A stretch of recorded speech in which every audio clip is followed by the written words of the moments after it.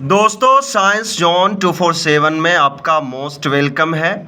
ये light reflection and refraction chapter है जिसमें लेक्चर 4 है।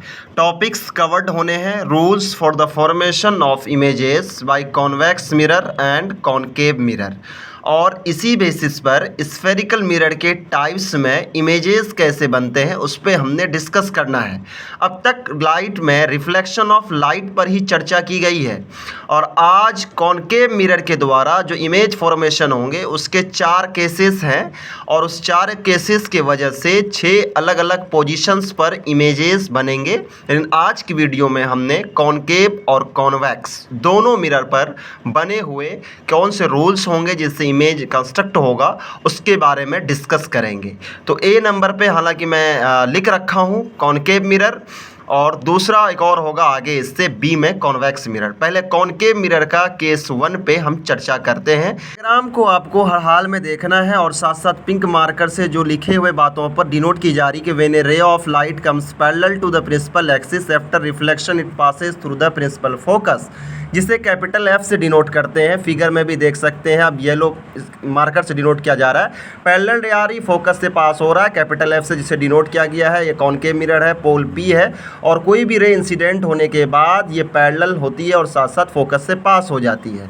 और इसी केस के अब जब दूसरा केस हम आगे पढ़ेंगे तो दूसरा केस में है कॉनकेव मिरर का ही। फिगर देखिए गौर से आप, थोड़ा सा डिफरेंट है और केस में ठीक उल्टा है। अब रे में लाइट जो जा रही है वो फोकस से और पैरेलल जाएगी, तो उसी को लिखा when a ray of light passes through the principal focus after reflection it goes parallel to the principal axis. यानी कोई भी रेज से जब फोकस से जब पास होगी तो रिफ्लेक्शन होने के बाद कॉनकेव मिरर के सहारे वो पैरेलल ही जाएगी। इसी केस के लिए ये केस नंबर 2 बन गया। रिफ्लेक्शन ऑफ लाइट के सभी केसेस बहुत इंपॉर्टेंट है, ख़ास तौर पर से इसके डायग्राम, इसलिए इसके डायग्राम को बार बार आप ड्रॉ करें। इनसे आपकी प्रैक्टिस स्ट्रांग होगी, एग्जामिनेशन पे आप अच्छे मार्क्स स्कोर कर सकते हैं। इसलिए बार बार कह रहा हूँ कि रे जब भी फोकस से जाएगी तो पैरेलल होगी, ठीक पहले केस का उल्टा है।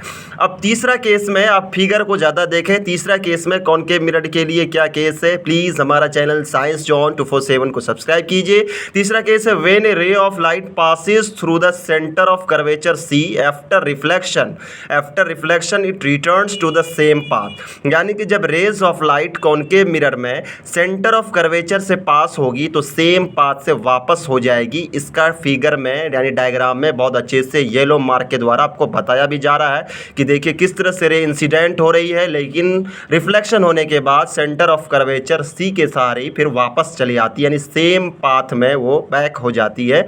तो ये केस नंबर 3 है और पूरा ये कॉनकेव मिरर का केस है जिसमें पोल भी हैं, फोकस भी हैं, सेंटर ऑफ कर्वेचर। अब आखिरी केस है कॉनकेव मिरर का, इसको देख लेते हैं।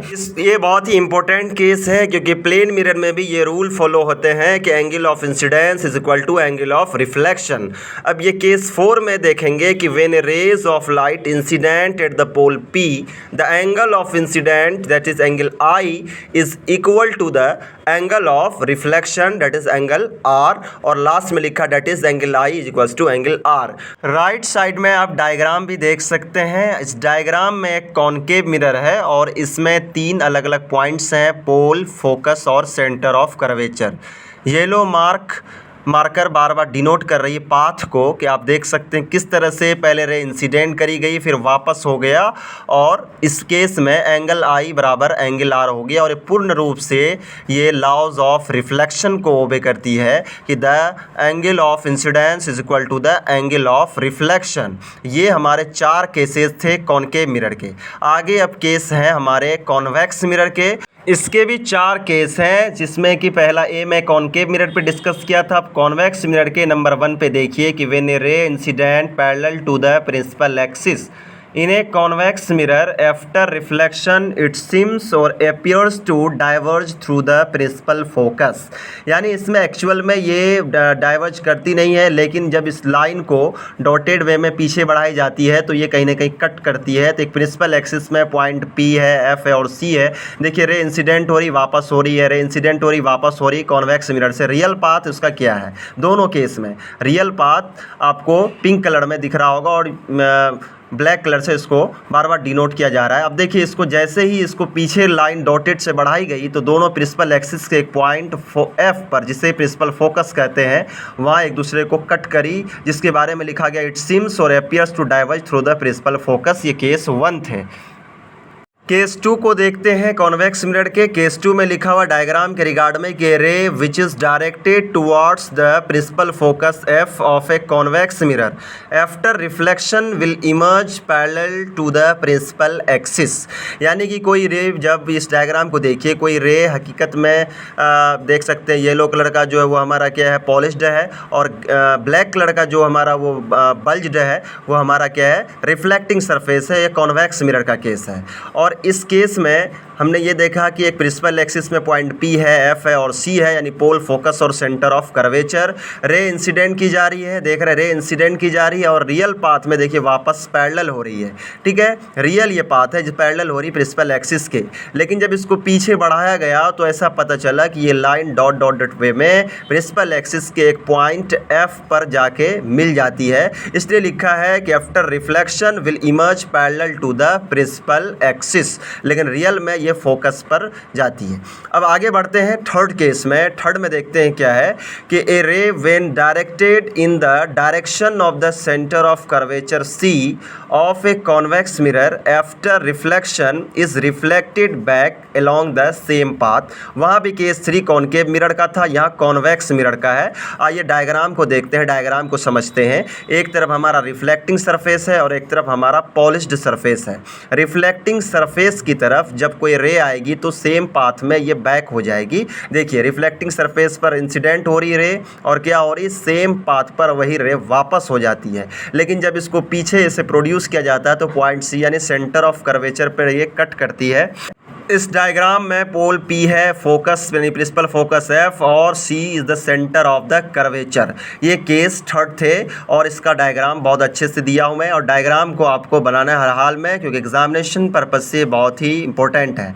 अब लास्ट केस है कॉन्वेक्स मिरर के, केस नंबर 4। डायग्राम भी आप देख सकते हैं। पहला क्या है, ray incident obliquely to the principal axis towards a point P that is pole of a mirror in a convex mirror is reflected obliquely.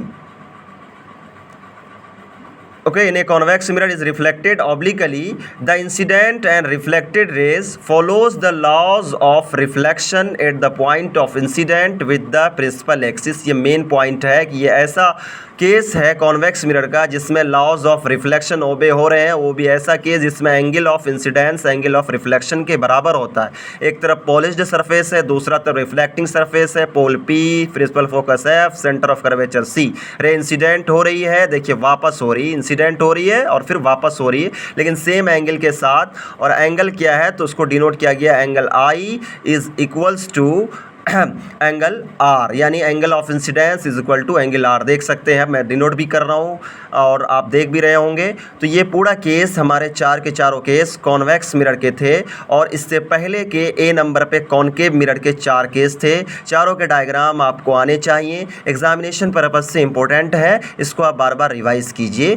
Thanks for watching, please subscribe my channel science John 247, subscribe and also see more videos on my channel. Thank you.